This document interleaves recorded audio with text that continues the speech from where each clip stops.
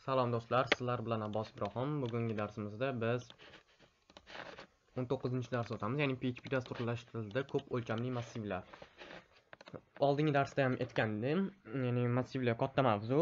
Biz indekslangan massiv, assotsiativ massivlarni ko'rib chiqdik va for each siklini va bugungi darsimizda ko'p o'lchamli massivlarni ko'ramiz. Xo'p, ko'p o'lchamli massivlar qanaqa ko'rinishda bo'ladi? Ya'ni biz assotsiativ massivni bir eslab olamiz. Ya'ni bitta qanaqadir o'zgaruvchi bo'lsa, masalan, name Ibrohim desak, mana shu assotsiativ, ya'ni o'sha bog'langan massiv bo'ladi. Hop, indekslangan massiv esa prosta buni o'zi, ya'ni mana bu indekslangan massiv faqat value bo'ladi. Assotsiativda esa key va value bo'ladi. Endi biz ko'p o'lchamli massivni o'tamiz. Hop, bitta o'zgaruvchi olaman. Misol uchun aytaman, age deyman, age teng 16 deyman. Misol uchun brauzerga echo deb turib, ani age keyni yozsak, chiqarib bersak, bu o'tgan darslarda ma'lum. Uzr, mana bo'lish kerak. Mana 16 deb chiqarib berdi. 16 deb chiqarib berdi. Ya'ni biz buni o'tgan darslarda ko'rgan edik. Xo'p, endi ko'p o'lchamli massivlar qo'shamiz, ya'ni qanaqa qilib? Misol uchun bitta name bo'lsin. Name'ga strelka qilamiz-da. Ya'ni o'sha ikkitali strelka va bunga yozamiz. Name nima bo'lsin? Name misol uchun Ibrohim bo'lsin. Ibrohim bo'lsin. Name misol uchun yana palonchi bo'lsin. Misol uchun palonchi bo'lsin va pistonchi bo'lsin. Alomatga nuqta virgul qo'yamiz. Endi brauzerda misol uchun menga shu a o'zgaruvchisining Ibrohim degan qiymatini chiqarib bersin demoqchiman. Buning uchun men ekranga chiqar deyman. A o'zgaruvchisining, ya'ni bu yerda a o'zgaruvchisi name key, to'g'rimi? Name, ya'ni name'dan keyin yana bitta array hosil qilingan bu, ya'ni value o'sha hosil qilingan bitta как array sifatida. Name deymiz.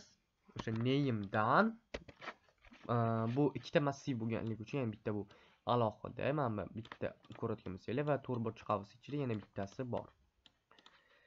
Buni aytishim mumkin, array deyishim mumkin. Mana. Endi tushunarli bo'lishi mana bu bittasi, mana esa ikkinchisi. Name'dan 0-indeksdagini chiqarib berdim. 0-indeks. Indekslangan assotsiativ massivlarni tushungan bo'lsanglar, buni bemalol olib ketasizlar, qiyin emas bu. Ko'rsanglar Ibrohim deb chiqarib berdi. Ya'ni bu yerga agar 1 desam, keling 2 desam, menga pistonchi nimadir deb pistonchi deb chiqarib berdi. Endi misol uchun nimadir yozsam, d ga deb yozdim. D ga deb chiqarib berdi. Ya'ni a o'zgaruvchisidan name dan va yana bitta massiv hosil qilindi. Bu yerda ikkinchi indeksdagi, ya'ni men d ga misol uchun server deylik, server deb chiqarib beradi. Xo'p, buni o'zini ichida ham alohida massivlarni hosil qilsa bo'ladi. Ya'ni bunga biz aytamiz array deyman. Kelinglar, bunaqasini ham ko'raylik, faqat uni emas. Array deb turib, misol uchun surname bo'lsin. Surname ichida bitta surname o'zi bo'lsin deymiz. Va men aytaman bu yerga. Name bo'ldi. Name ichida Ibrohim deyman. Chunki bu yerda Ibrohim turibdi. Buni ichida yana bitta massiv hosil qilingan va bu yerga men 0 deyman. Chunki surname bu 0-indeks. Brauzerda ko'rsam surname chiqib turibdi. Ctrl U ni bossak, ya'ni view source ko'rinishida mana ko'ryapsizlar. Surname deb chiqarib turibdi. Hop, endi men aytishim mumkin, buni ichida yana bitta massiv hosil qilishim mumkin. Buning uchun men aytaman surname dan keyin oddiy qilamiz. Endi buni to'rtburchak qilamiz. Va aytaman Abbosov bo'lsin va misol uchun Rafi, misol uchun Akbarov bo'lsin deylik. Akbarov. Endi men bu yerga nima deyman? Hop, a o'zgaruvchisidan, a massivdan name chiqar. Name ichidan yana bitta massiv hosil qilingan Ibrohim key bu.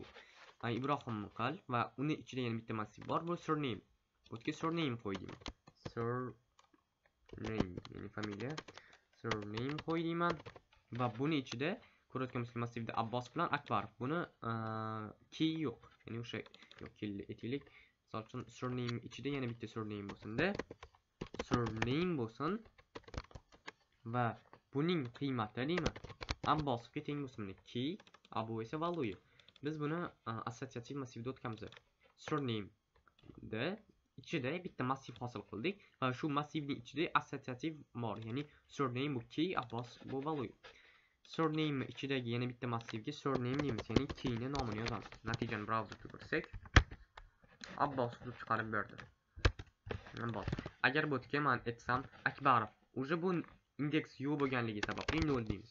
0 desam menga Akbarov deb chiqarib beradi. Chunki buni indeks degan uzr, value key yo'q, ya'ni key yo'q. Shuning uchun key, ya'ni o'sha kalitda o'sha yo'q. Shuning uchun 0 dan boshlanadi indeks. Surname desam, ya'ni buni key surname ga teng. Shuning uchun surname desam Abbosov deb chiqarib beradi. Mana ko'rayotgan bo'lsangiz, massivda ichma-ich, ya'ni bu ko'p o'lchamli massivlar hisoblanadi. Biza vardamp ni ham o'tganmiz. Vardamp deb turib, misol uchun a o'zgartirishni bersam, menga to'liq u haqida ma'lumot chiqarib beradi. Bu noqulay, asosan print rda qilinadi. Mana print r ko'rsak, mana bunaqa ko'rinishi, bu ham noqulay. View source ko'rinishi degan control bilan, ya'ni control bilan u ni bosasizlar, control u ni bosasizlar, view source ko'rinishi o'tadi. Mana ko'rayotgan bo'lsangiz, array ichida age bilan name bor.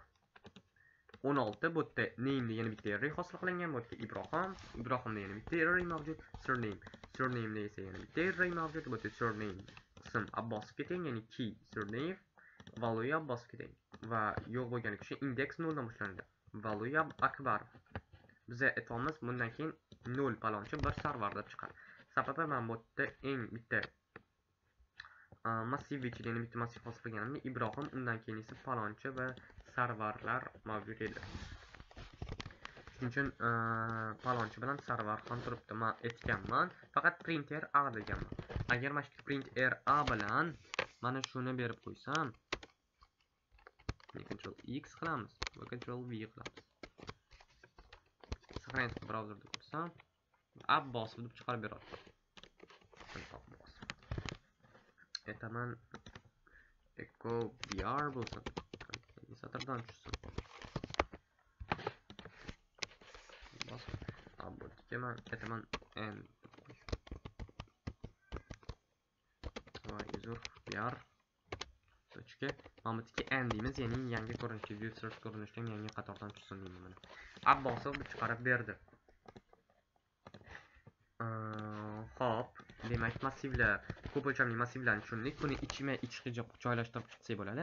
Akbarov o'ziga ham misol uchun aytishimiz mumkin. Просто так nimadir deymiz, nimadir deb ham. Bu surname emas, endi Akbarov, ya'ni key bersak, Akbarov nomli keyni bersak, bizga chiqarib beradi.